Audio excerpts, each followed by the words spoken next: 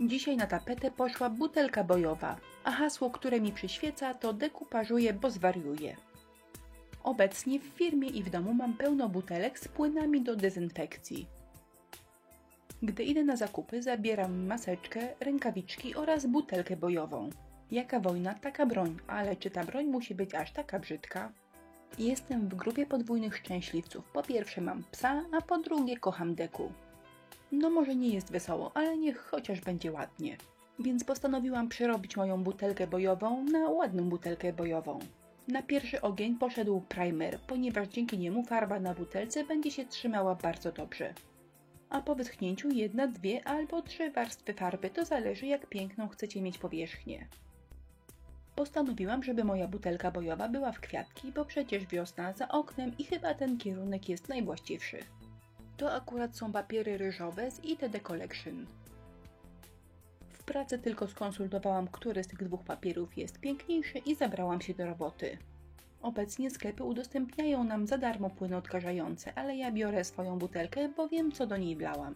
A ja sobie wlałam 90% spirytus i kilka łyżeczek oleju makadamian. Po prostu bajka. Idę do sklepu raz w tygodniu i wtedy spryskuję tym swoje rękawiczki oraz cały koszyk.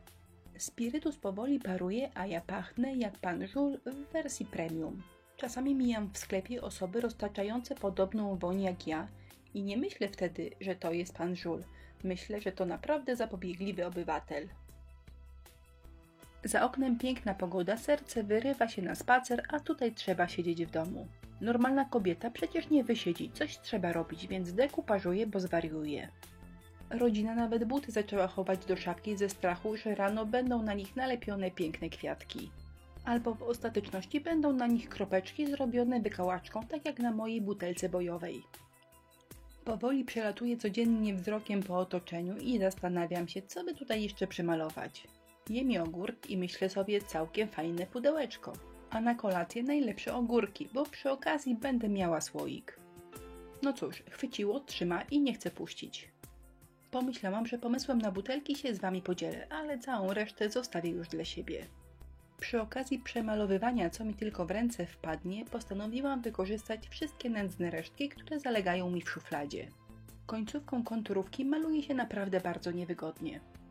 Wyrzucić szkoda, ale elegancką pracę można sobie niechcący nią zniszczyć. Ale śmieciowe rzeczy z łapanki to już zupełnie inna bajka.